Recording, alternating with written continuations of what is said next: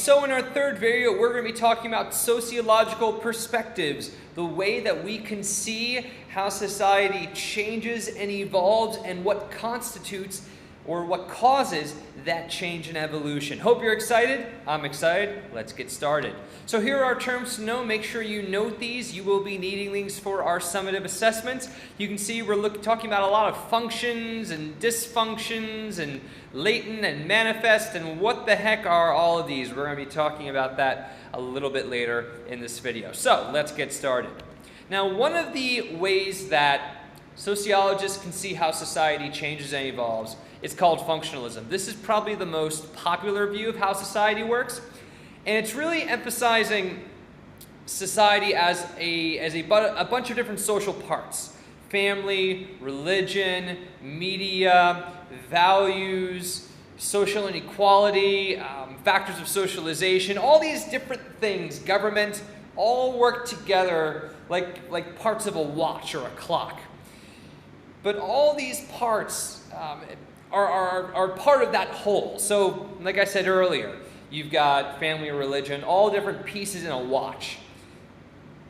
And all of them make up that watch. So that's what that means, seeing parts as an integrated whole society. So you look at all the parts individually to see the whole.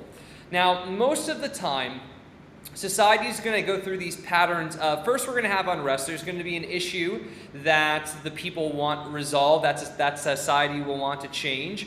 There will be a push and a movement for that social change. That may come with a lot of conflict. That may change immediately. That may take a couple of years. It depends on that society. After that change is made, you're going to have integration, so the rest of society has to adopt that social movement, and after everyone does, you're going to have stability for a while until there is more social unrest. So one example of this cycle, at least in the United States, would be the push for some sort of government-sponsored health care.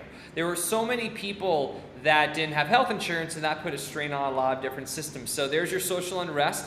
There was a social change with the Affordable Health Care Act that changed it basically created a government option for health care, and it also mandated that everyone need to have health care.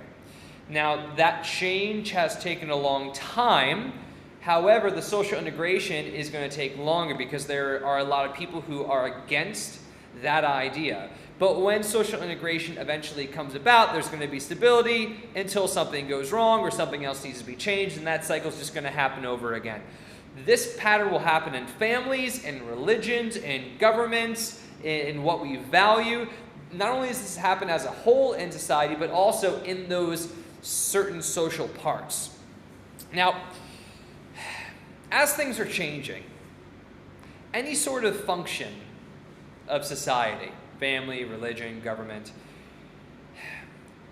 there are different kinds of reasons why things change.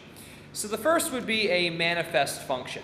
That is the stated, conscious, this is what needs to change and this is why we're doing it. That's a manifest function. This is publicly why we're doing this. So let's say your family comes to you and says, we would like you to pick up an extracurricular sport. We think it would be really good for you to meet people and you learn how to play a sport, and that's really great. So that's your family's manifest function, right? So that's, in this case, the institution that I'm talking about is your family. Then you've got a latent function. These are either the unconscious or unintended functions that come about because of a change.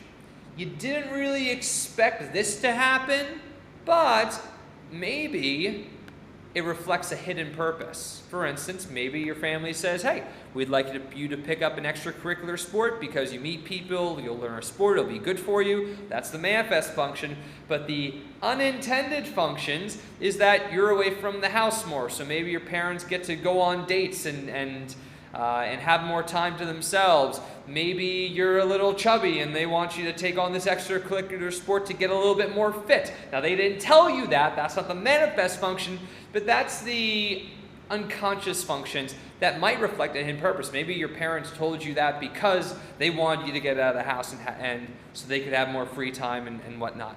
Now, a dysfunction is when that change may disrupt or actually lead to an instability in that institution.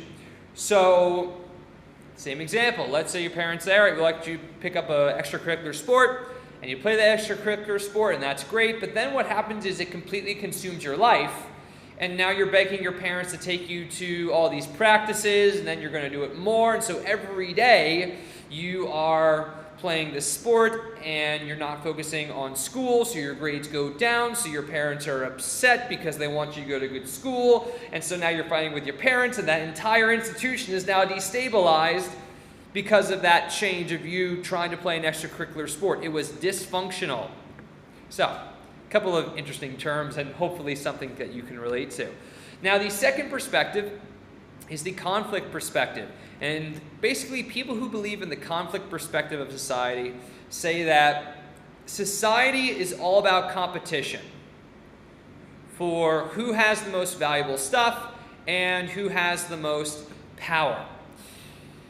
And changes in society are going to happen when power moves from one group to another. Now, what's the best way that I can illustrate that? Governments. When a different political party takes control of a government, or let's just go with a general election. Multiple political parties are all trying to get people's votes, so there's conflict. Let's say that the minority party somehow wins the election, so they are now the majority party, they have the most power. Then there's going to be a power shift. Sometimes that may come with some conflict, sometimes it might not, but now power shifts to another side. That goes well for a little while. We got to change. That political party passes new laws or gets rid of old laws, and then there's a new election cycle. So then we've got more conflict, and more political parties are fighting and trying to get your vote, and another political party comes in and takes over, and then there's another power shift where they change laws and things. And so that's a great example of a conflict perspective in society that we deal with every day. Changing of governments and where different parties are now in power and they change laws. That's the conflict perspective for you. Well, hope you learned something you did not know before looking at sociological perspectives. Thanks for watching.